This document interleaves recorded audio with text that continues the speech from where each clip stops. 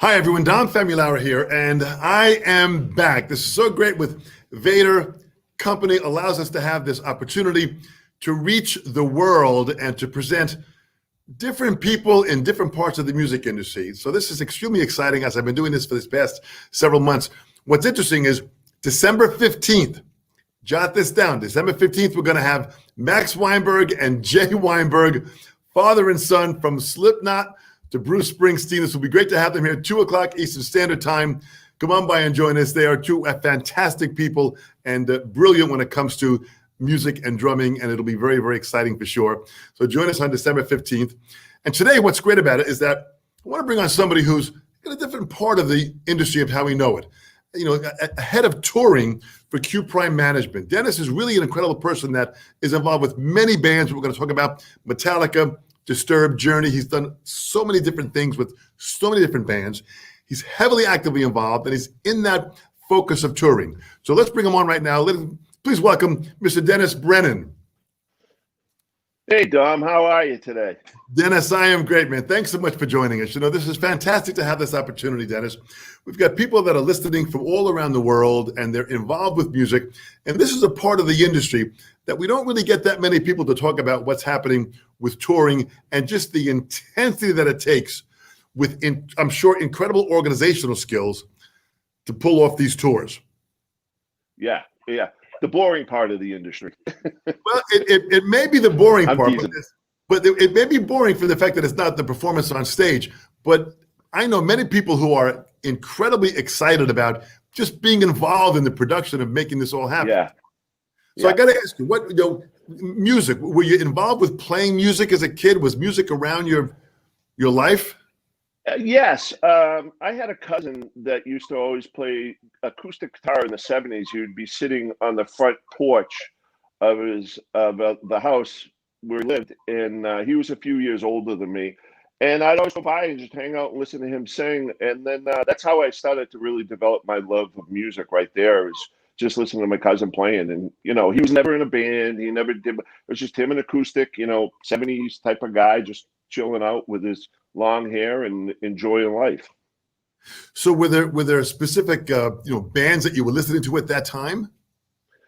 Yeah. Rolling Stones, were one of the early ones. Jim Croce, my parents would always listen to Jim Croce, so I'd hear that all the time. James Taylor, the Eagles, a lot of that pops, Linda Ronstadt, and things of that sort, But then my grandmother, when we go to visit my grandmother, she was the one listening to like Freddie Fender and all that good stuff. Hank Williams Jr. Yeah. So in the course of this, did you have any desire to learn an instrument? Was that a part of it? Yeah, when I was in grade school, I took drums up for a little bit. I lasted probably, I don't know, not long. I wasn't really good at it. I remember my cousin, the one I was just speaking of, he had me come in and, I had my snare drum and he had me coming in. I couldn't keep up. I just didn't have that talent. Well, it sounds like, the talent that you do have was in the brewing stage at this point, because, to be able to get involved in the music industry. So how'd that start? Now, you're a kid, you're involved with music. How'd you just kind of get involved in this whole thing? So,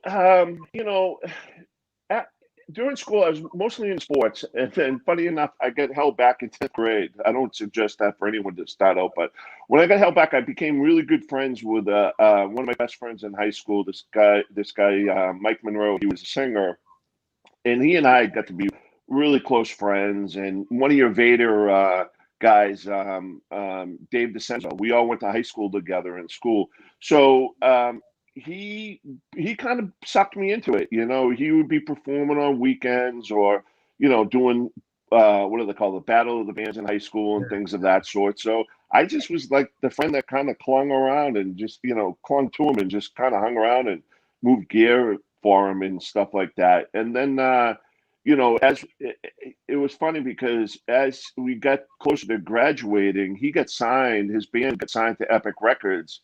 This is probably like 84 or 85. No, it was probably 85 or 86.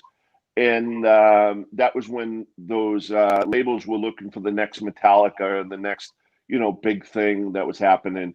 And next thing you know, we're doing a little bit more regional stuff, and I kind of got into it through that, just I tried to become a guitar tech. I was doing backline. I couldn't really play guitar, but I had enough friends that played it that were teaching me how to do the things to make sure that I didn't make my guitar player look like a clown on stage.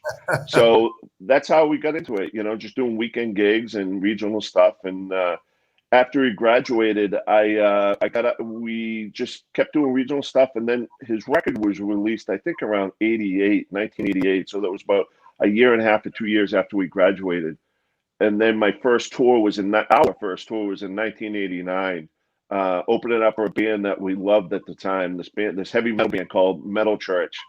So we went on a countrywide tour. We were gone for a couple of, like 8 weeks or whatever it was, on a bus at the time. And it was an old school bus, but, I had never really traveled as a kid. So I got bit with the bug, the travel bug, the wanderlust was in me from 1989 onwards. So that's pretty much the start of it. Let me get this right now.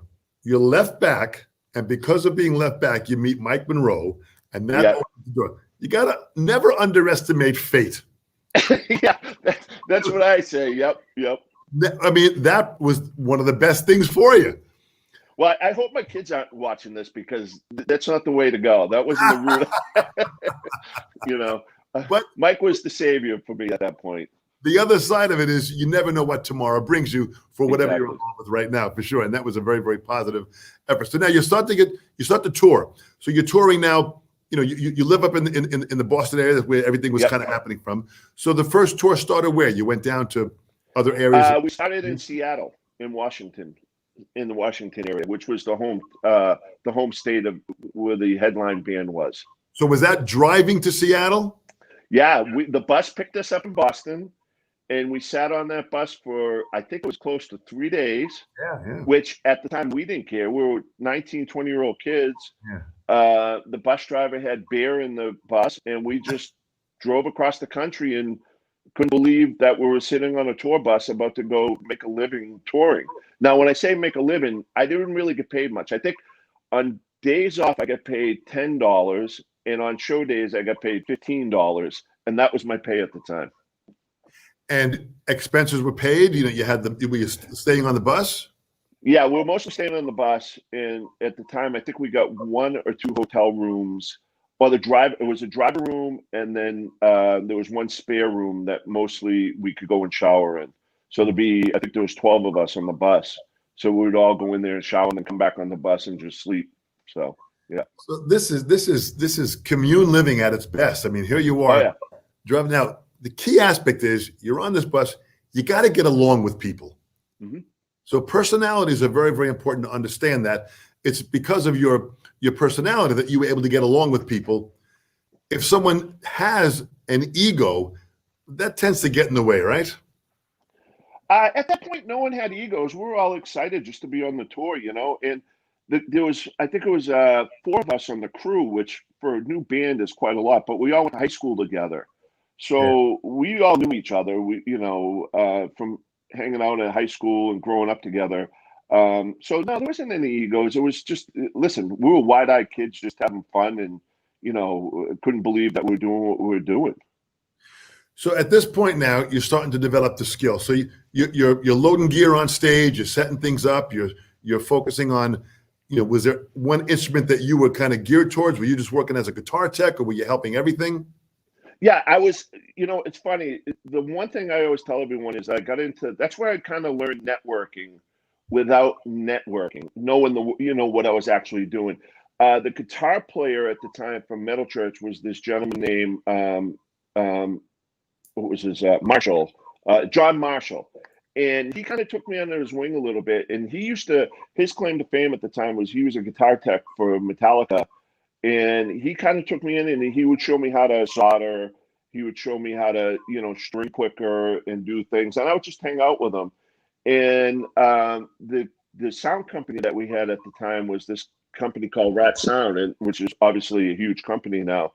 And I would help them in the mornings load in. And, I just wasn't going to sit there and watch them do it by themselves. So I'd get out there and help them load in and do things of that sort. And as I didn't know it at the time, but as I was doing that, I was networking. And at the end of that tour, there's no more touring for the band I was with, but Metal Church was going to go on and do other tours.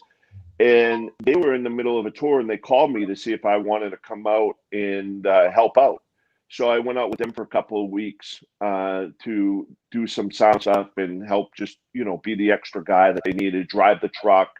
Because in those days, you drive those trucks for them, with the equipment in the back that also had the merch. So that's kind of when I started to realize, like, oh, I just got to keep doing this, and people will notice if you're working your ass off that they'll call you, and that's a day before. Those are the days before cell phones, so it was like, it was fun. What's interesting about it is that so you with the merch stuff, were you involved with any of the merch stuff as far as selling it? That was a I different. just loaded it up and loaded it on. Interesting. So was there someone specifically for merch? Yeah, at that time, they had a merch person out there. I can't remember who it was, but they had a merch person out there dealing with it. So, well, what an interesting production as far as what you were putting on and going on. So now, first tour you drive out to Seattle, you start. So where'd you go from there? Was it a nationwide tour? Or what you guys? Yeah, it was all through the West Coast, Midwest, Texas, all through everywhere, all through Tennessee. I hit places that I never thought I would ever see in my life. Florida, all through the upper, Minneapolis and Illinois, and you name it, we went to it. I don't think there was a state in the 48s that we didn't hit, and we hit a couple of places in Canada too. Boy, how exciting! So you're traveling, you're doing it, you're learning this craft. When you went out and freelanced for other people, did the pay scale start to change? Were you starting to be paid more? Yeah, not much, but at the time, I wasn't even thinking about the money at the time. I was just thinking about trying to learn a skill and become more valuable to the people that I was working for. So to me, the negotiation wasn't even really about, oh, how much are you going to pay me? They told me, hey, we're going to pay you $250 a week. I'm like, great. How long is it going to last? And 6 weeks or 4 weeks or whatever. I just wanted to go out and do it because I enjoyed traveling. I enjoyed that lifestyle, and I just wanted to learn as much as I could at the time. So money wasn't really, relevant to me at that point. But I was still young, so I didn't have any bills at the time. So it didn't really stress it.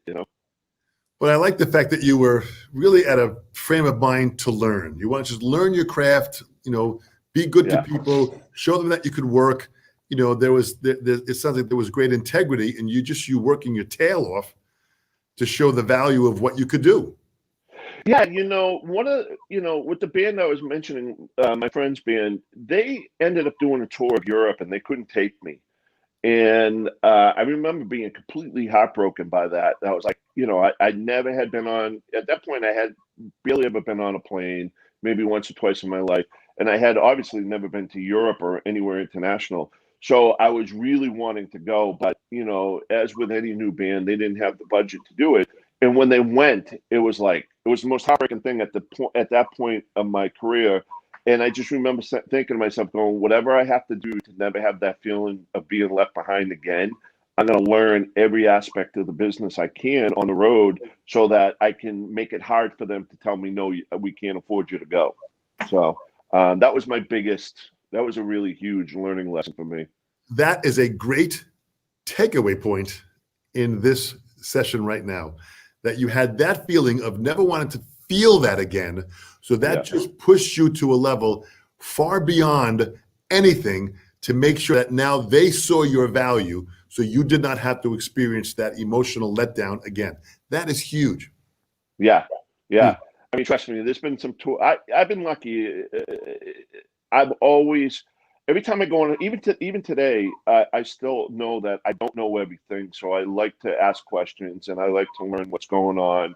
And I like to learn other aspects of what's going on, just because I always figured the more you know, the better off you can be. And it helps everyone else around you, Well, for sure, the more valuable you become also. But it was like at that point you were an intern. So, you were learning. Yeah. But it sounds like you're maintaining that intern curiosity, which is why you're still successful today. Well, I guess you're right. I never really thought about it that deeply. But we didn't have, as we didn't have colleges that had music business or anything. So the only way you went to college was on the road. Yeah. That's how you learn. That was your teaching by experience. But it was definitely a different world years ago. So at that point now, what was the next step that took you to the next level? So I just kept doing these. I ended up being in a lot of van tours for a few years, which I never minded. I felt like I saw a lot of the country more when I was in van tours. I ended up working with like different bands, hardcore bands like the Cro-Mags. I went on tour with them. Another great set of friends of mine were in this band that they actually were the first ones to bring me to Europe in '93, I think it was. All three of them, it was a three-man band, and they were all my best friends, and I'm still very close to them today. The guitar player of that band, I brought him out with me eventually later on in our career, and he's the godfather to my daughter. So, but anyway, they brought me to Europe. This band Wargasm, we went out. That was a huge learning thing because I had never been to Europe, so I finally got there. And then I just kept taking whatever band tours or whatever tour was handed to me. But then the biggest break I had that I look back now to see what it was. There was a band in Santa Barbara that was put together, and the guitar player Sonny Mayo was a friend of mine because he used to be a roadie for this band Rat Child America and Souls at Zero, and he and I had always gotten along really well. And he kept telling me that someday when I get a band, I'm going to call you. And the drummer for that band, Jamie Miller, he was in a band that I toured with before. He was in a band called Souls at Zero. I toured with them for I think 8 or 9 weeks. They went in and put a band together, and they got signed to Geffen Records, and the name of the band was Snot.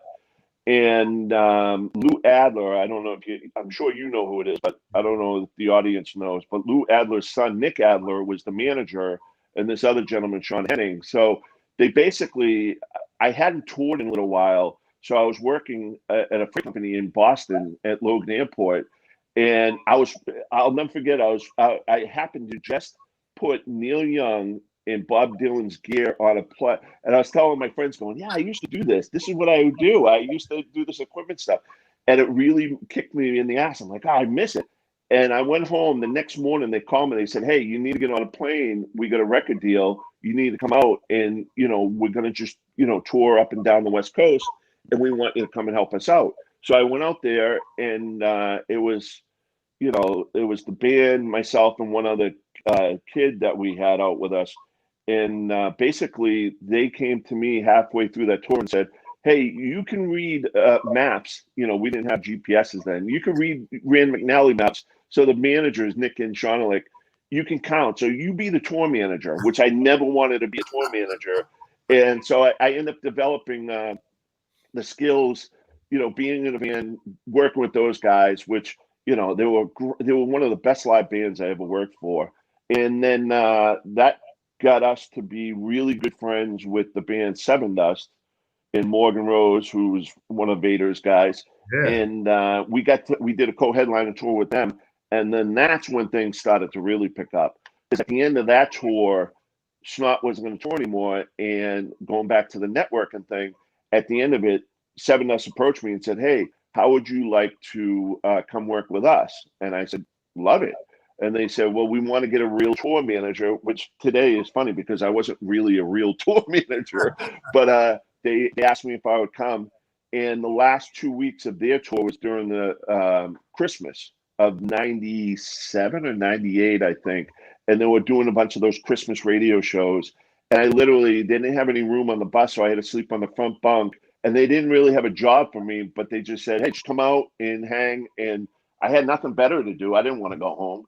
So that's what I did. And eventually they hired me as their tour manager. And then they ended up, obviously getting successful. So that's when things started to really pick up for me right then and there. Boy, how very exciting, and you get to, you're hearing the concerts of these bands. Sevendust is fantastic. And Morgan Rose is a phenomenal player. Oh, he was a monster. Still is. Yeah. So to be able to sit there and listen, you're getting this free entertainment on top of you getting paid. Oh, yeah. I'd sit and watch that kid play every night. I call him a kid, he's my age, but I watch him play every night and just shake my head and go, how lucky am I get to see this every night, you know? He was phenomenal. The whole band was phenomenal. It's amazing how each of these, bands, as you're hearing them, you get to kind of see some really great musicianship, and you get to see great musicianship at this level every night. I mean, they're consistently great every night. So here you are, you're keeping your consistency level of as far as setting this up and organizing this. They're coming on stage, they're blowing the people away. Breakdown, next city. I mean, there's a real routine here that takes some serious effort. Yeah, back, with Sevendust, you didn't just do one job, you did a handful. So I was like, I do the production management at the time and tour management and also tour accounting. So it was my job to settle the shows, to settle up receipts, to settle up the receipts with the bus driver, to deal with the runners, to advance all the shows. But at the time, it was busy as hell, but I enjoyed it because I was still learning everything. And, I got to learn more about sound and lights and, load-ins and load-outs and, how to call times and all that stuff. So that was the big eye-opener for me working with those guys was I did everything for them, and I loved every minute of it, and some of the performances they had. I got to do Woodstock 99 with them, which is one of their most memorable performances ever. So, it was fantastic. Boy, to experience this here. So now at Q Prime Artist Management, you're involved in all aspects of touring. Yeah. It really, the umbrella is everything. Yeah. It's got to cover everything. So here you are doing this here. So what was it like working with Josh Groban? Josh, I was with him for, I think, 10 years. I was working with Mikey's band at the time, and I had been with Disturbed about 6 years at that point. And I wanted to start thinking about transitioning off the road, and I wasn't sure how to do that. And then a friend of a friend knew Josh's manager, and Disturbed were about to slow down touring. I think they had one tour left or whatever. And I think they were going to go, Mikey can correct me if I'm wrong, but I think they were going to go in for a period of time to record the new record. So I got the offer to come work with Josh. And that was my first moment where I got away from rock and roll or heavy metal or anything of that sort and went into something totally different. And I, at the time, I didn't really know who he was. And when I came home, when I called my wife, I said, hey, I just got this call from the manager for Josh Groban. I don't know who he is. And she's like, oh, that's Oprah's boy. And I was like, oh, is that good? And she's like, yeah, he's huge. He's like, she said all the women love him. I'm like, okay. So I went in for an interview with the manager, and he handed me this sheet of arenas. Now, I never did a proper arena tour in the sense of what they were putting in front of me. And I was like, he's like, okay, this is what it is. I think it was like 55 dates or something. And every one of them was sold out. And it had Madison Square Garden on there and Staples. And I'm just sitting there going, what's an old saying? You fake it till you make it. I'm like, oh, yeah, this is great. Okay, whatever. And when I left, I was sweating my ass off. And I'm like, I don't know what am I getting myself into? So he's like, how much do you, that's when I started to really concern myself with money. He goes, how much do you want? And I gave him like some real low ball offer because I wasn't really too sure.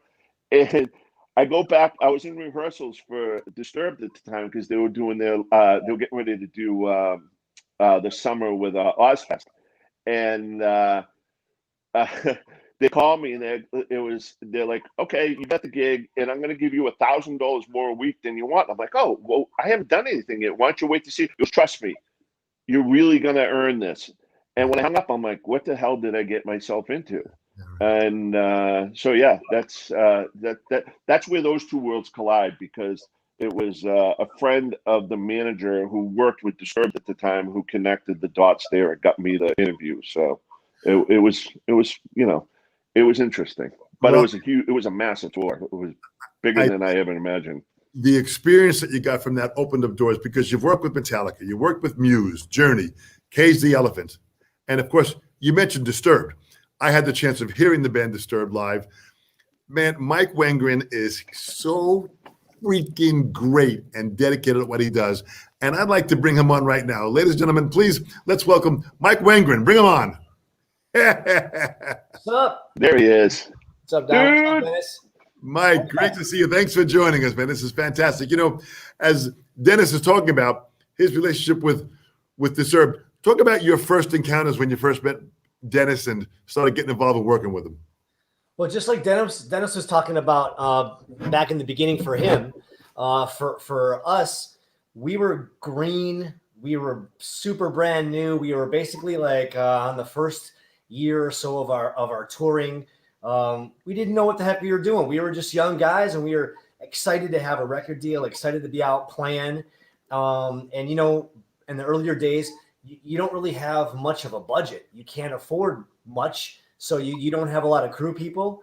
And so, yeah, we were pretty stripped down and just enjoying being out there. And we had the honor and privilege of getting to do a couple shows with Sevendust, like Dennis had mentioned. We love those guys, looked up to them, still do, love those guys. And anyways, so here we are, these young guys just trying to learn, trying to figure the whole thing out. And we're watching this guy run this tour. We're like, man, this like, who is this guy? And anyways, it was, man, when if we're lucky enough to make it big someday, like to really grow our band, I'd love to have somebody like him running the show for us. Well, lo and behold, things progressed, and we were able to bring Dennis on board. And it was a big part of our career early on.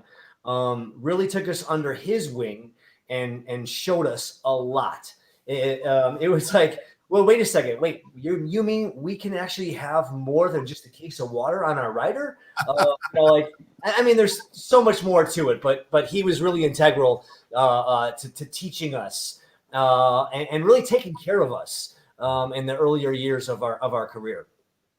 Well, it sounds like you know, Dennis, you were able to give these guys the duly noted attention that is needed when you're on the road at that pace, performing at a high level every night.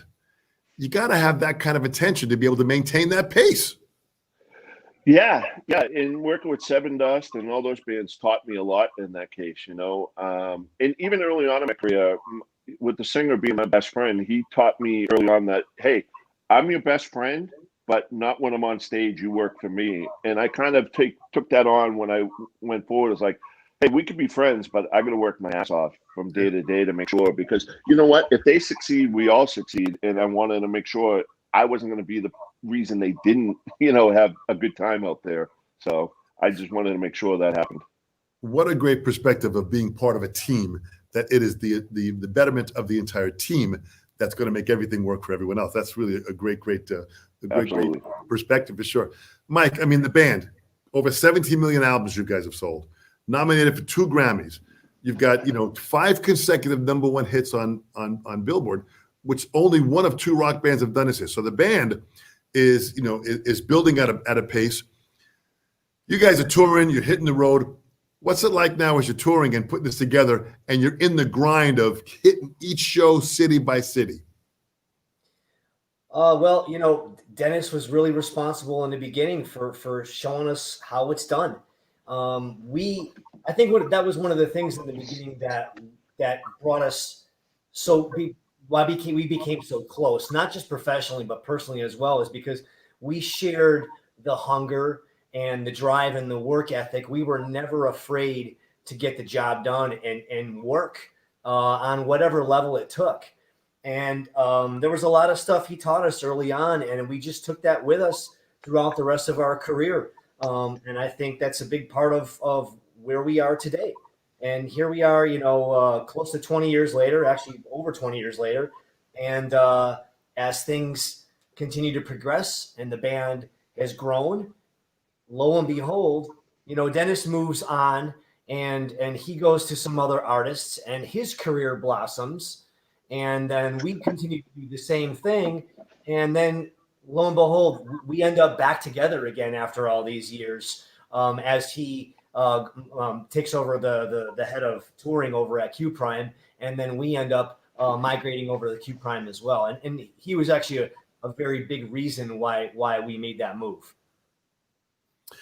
Well, it's kind of interesting when you think about just what it takes in meeting people and relationships that are developed on the road. I mean, what are there any in particular stories that you guys have together that Ooh, well, Just G-rated. we want to keep this clean, okay? But the point is, what have you guys experienced together? Because I mean, there's nothing more exciting than being on the road and doing what you guys are doing. you know, Dennis loves what he does. We love what we do. I think what makes it easy and organic is, when you're on the road, you spend that much time together, you really become a family. That's all we have out there is each other. We're around each other every day. We're living in tight quarters on buses and hotels and venues. And, you share some pretty crazy moments, some pretty awesome moments, some pretty, heartbreaking moments. Like you become each other's family. We end up spending holidays with each other because we're out there on the road. It's we definitely have some crazy stories. I'm trying to process some of the that I can actually share. Keep in mind, because it was early in the career, we were also young, and none of us were married at the time, and we enjoyed ourselves, not just on stage, but off stage as well. So. What a wonderfully polite way of saying that, Mike. That was really said very, very well. I'm trying to be politically correct here. So, Dennis, what's it like when you're organizing? What are some of the things that have gone wrong that last minute you have to be on your toes to either fix or repair or make it right? Can I jump in real quick? I got a funny one, and I think this ties into the question you're asking, Dennis. So okay. we're over in Europe, and Dennis, you remember Chop? Oh yeah, in Amsterdam, yeah. Yeah, we had a bus driver, and they called him Chop. That was his nickname. And the long story short was it was a late night pickup, and because of the way that some of the European roads are, the buses don't always fit down the streets, so you have to maybe pick up in a square or whatever. So here we were, and we all had our suitcases, and we were walking to the square in the rain and getting ready to jump on the bus for late night bus call to head in the next city. And Dennis is on the phone trying to make sure our driver is there waiting for us. And he assured Dennis that he was at the square and he was waiting for us. And when we got there, he'd be there. And we get to the square and he is not there. And we had known Dennis for a few years at that point, but the level of anger that came out, Dennis is a Boston guy, a New England guy, and he has a thick accent, and we like to bust his chops about it sometimes. I love it. It's one of the things that's endearing about him. But that accent took on a whole nother level. He went off on this driver for telling him that he was physically there and not actually, he was not physically there. It's like one of the best Dennis Brennan stories in our camp. Maybe I'm not telling it well. Our singer David, he's so much better at the Dennis impression than I am. Job, where physically are you? And his arms are flailing, and he comes flying through the bus. It was just, I don't know. It was an amazing moment. So well, as you know, with traveling, logistics it's all about timing. And the one thing you don't want to do is look like an asshole in front of your band. And I felt like the biggest jerk when being told that you're going to be there. And then I approach and I'm like, where is this guy? And then I'm on the phone and I'm trying to tuck these guys into, under these in doorways so they wouldn't get wet. And they're looking at me like, where is he? And I had no answer, And yeah, it was more about the embarrassment of not having it work out, even though it wasn't my fault, but it's always my fault. That's how I take it. Well, that's a great way of taking it when it comes down to integrity. The buck stops here. You're the one that's organizing this whole thing, and you're the only one that's probably going to be able to fix it. Yeah, and listen, I think your question mainly about how you deal with the problem. You have to deal with each problem that happens as it comes, and you figure it out. because there's so many different unique problems. And as we're talking, as Mike was saying, I'm trying to process all the different things I went through, being stranded at the airport with a snowstorm, but we still had to get out, figuring out how to get out those days, or, arguing with promoters, or, about money because they're trying to take advantage of your youth at the time. And, you just deal with each episode as it comes, because there's so many unique personalities out there that everyone's going to have a different approach to it. Sometimes my father always said you get more with honey. So I always try to approach it by being the nice guy. But as Mike said, if I cross that threshold of, you're making me look like a jerk, and, ultimately making my band look like jerks, that's where I kind of lost it. So we're saying that, with that Boston vibe, and I get it really well. I'm from New York. I get it. Everyone has a boiling point, and when they get to that point, and it unleashes, especially someone that's from Boston. So that means he's probably a serious Red Sox fan and shows himself that way, where it's really kind of guttural and emotional, right, Dan? And Dennis, right? Yeah, yep. Bruins, Red Sox, all of them. Yeah. And that's the other connection Mikey and I have. We're both huge hockey fans. That's why you threw the Bruins in there. I saw where you're going with that. Yeah. So it's all about problem solving. You're on the road. I mean, and both of you from different perspectives.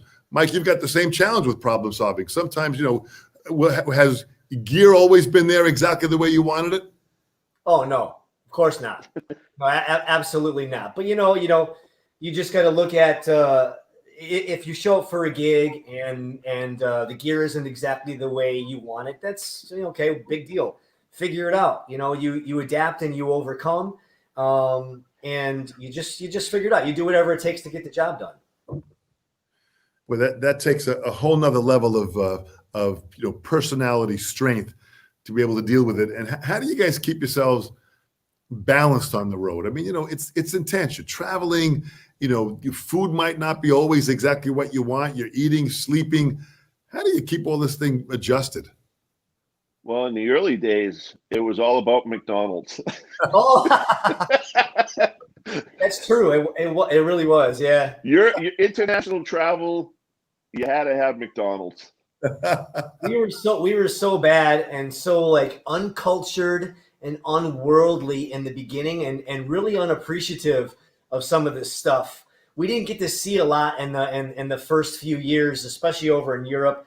It was pretty much, airport, hotel, and venue parking lot. We didn't venture out as much as we would like. And we, thankfully, because of Dennis and other people in our career, we figured it out. But yeah, as an ignorant American in the earlier days, we wanted consistency. And some of the restaurants, and with the language barrier, we couldn't figure out how to order decent food. We didn't know what we were doing. So, if you go into a McDonald's, the Golden Arches, you're going to get the same thing. You're going to get your Big Mac, or you're going to get your Royale with cheese or Quarter Pounder with cheese, no matter where you are in the world. So we were definitely stuck on that for the first few years. Not so much anymore, because trying to definitely maintain health these days as we get older. But yeah, in the beginning, you're totally right. Pull right. That was the balance.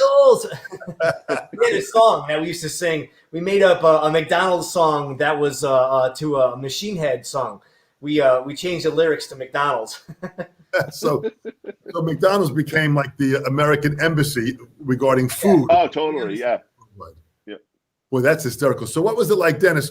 You talked about you didn't go to Europe when you were younger, and that kind of drove you to want to work harder. When was the first time when you finally got to Europe? What was that like?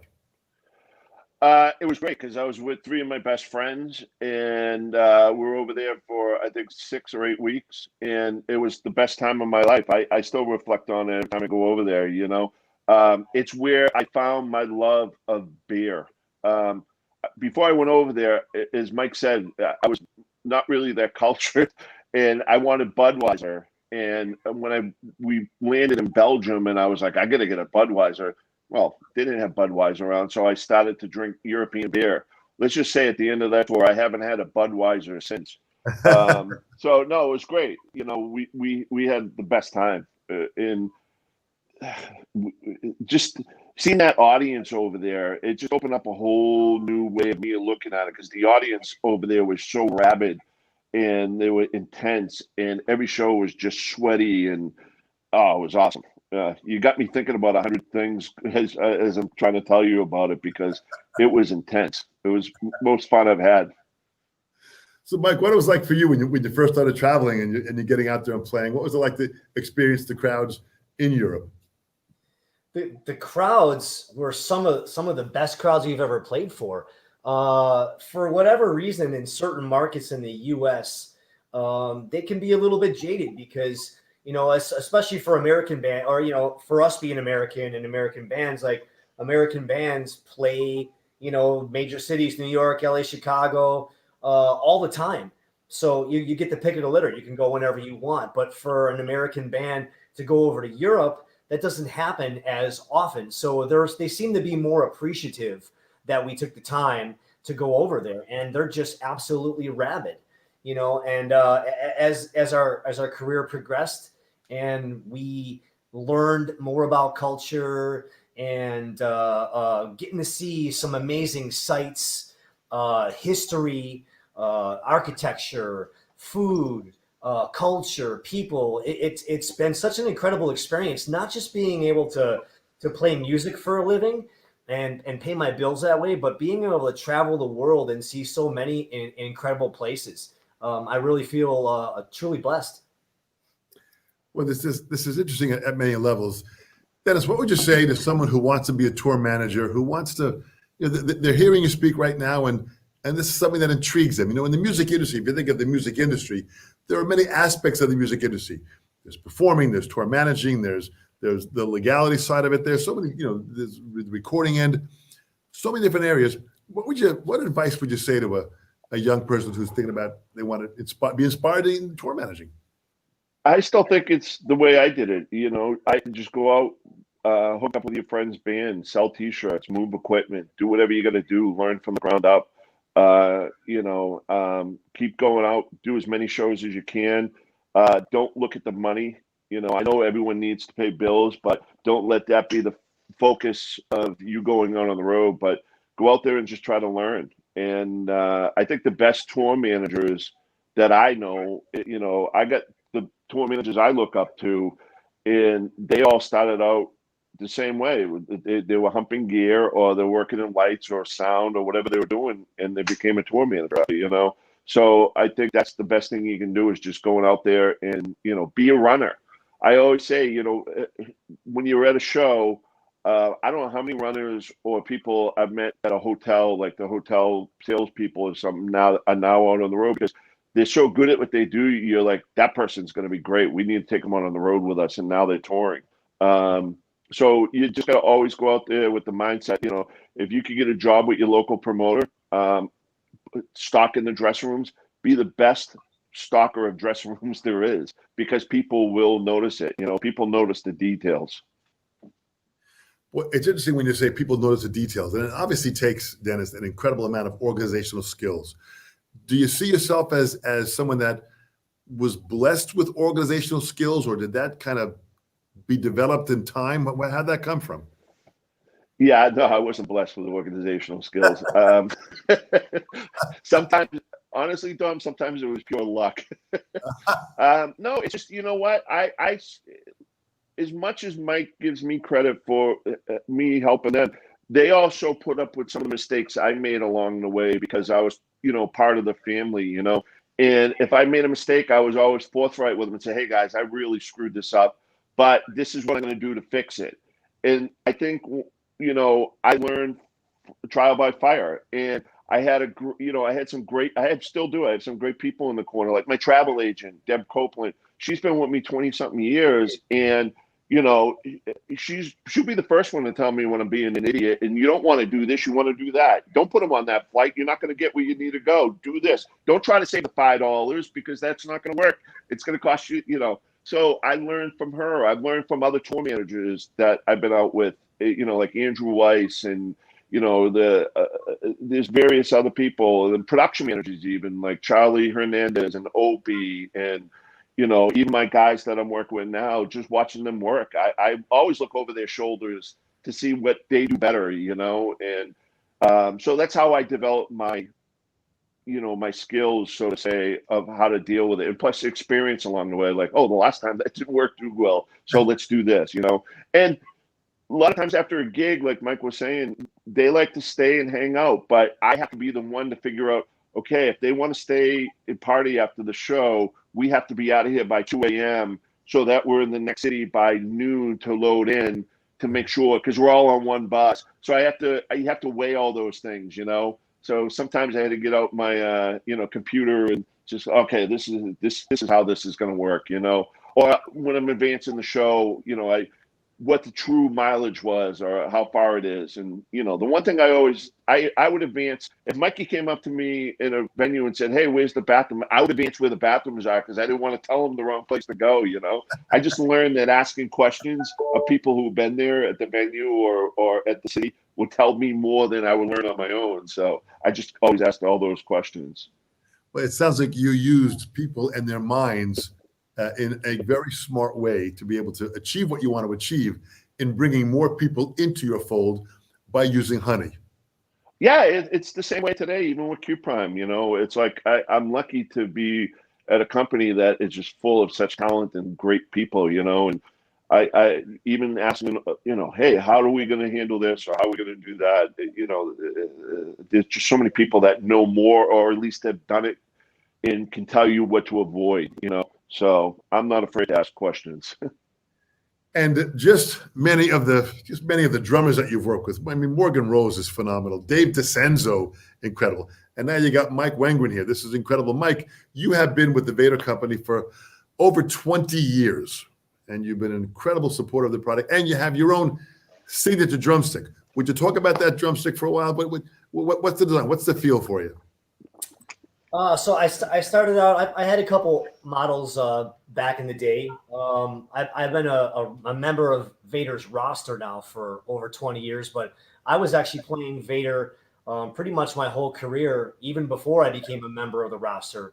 I want to say it was back in 2000, 2001, and we were out on tour on Ozfest, and I think they got wind of the fact that I was already playing their products and asked if I'd like to come on board, and I was absolutely honored. I was playing them anyways. It was really easy for me. So some of the sticks that I played back in those days was the Power 5B.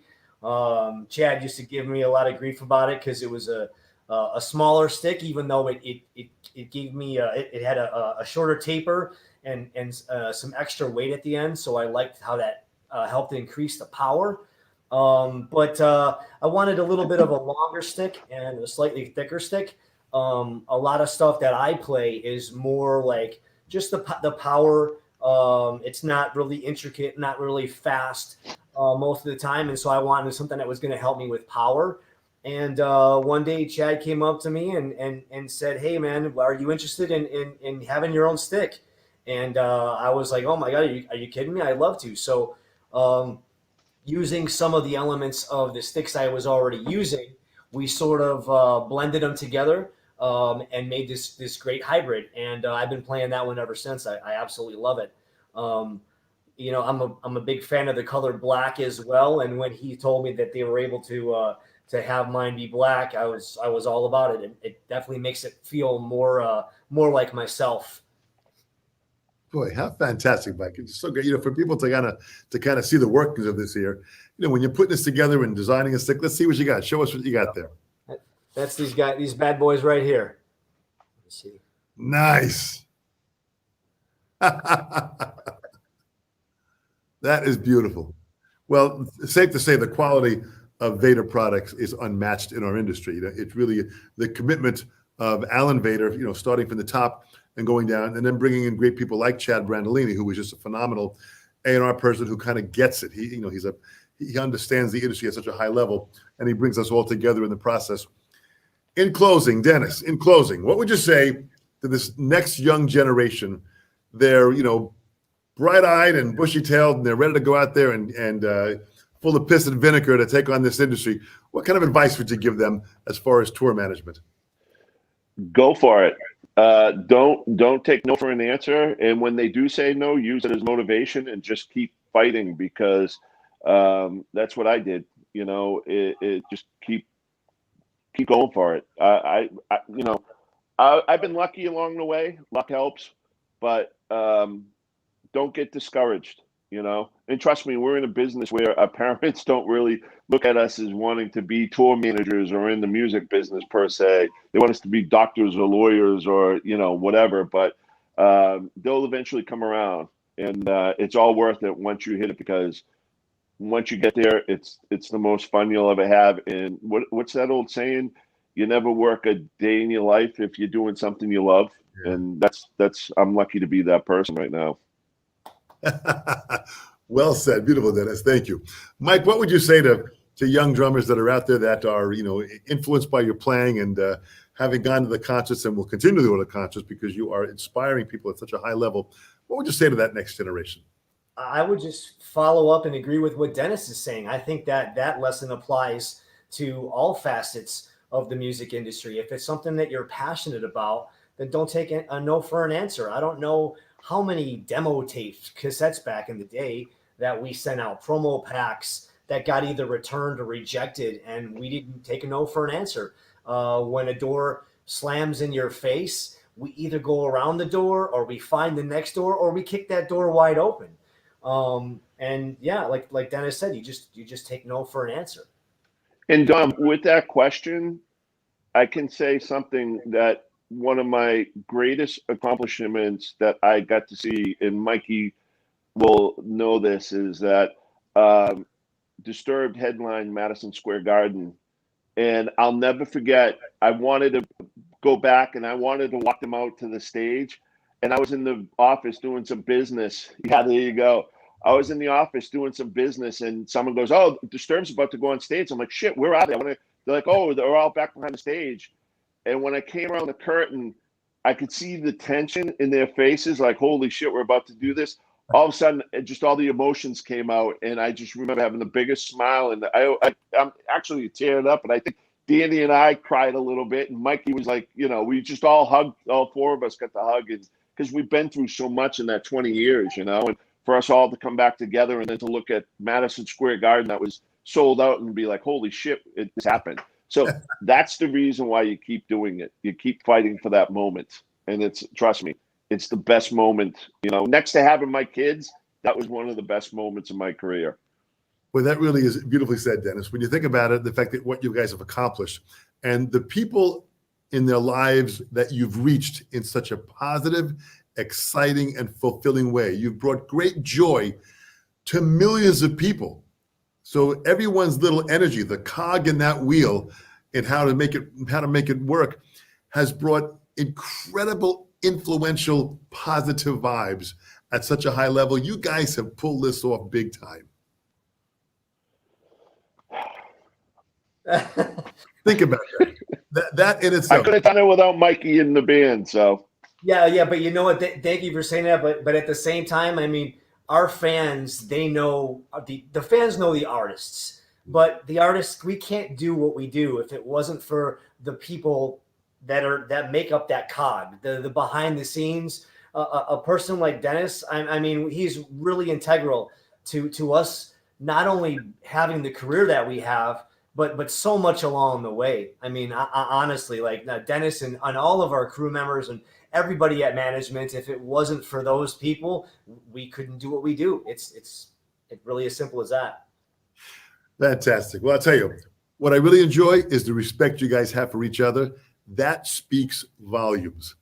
For that, I thank you guys very much. On behalf of Vater, thank you so much for your time, guys. Dennis Brennan, thank you so much. Mike Wengren, you guys. Thank you, Dom. Stay well, stay safe, wear your mask, wash your hands, and hopefully I'll be at a concert at some point to see you guys performing real soon. We'll get together for sure. There's always a guest list spot open for you, buddy. Thanks so much, guys.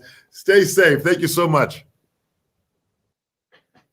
Boy, think about it. To have Dennis Brennan, Q Prime Artist Management, he's doing what he loves doing. Mike Wengren, Disturbed, playing drums, kicking tail, doing what he loves doing.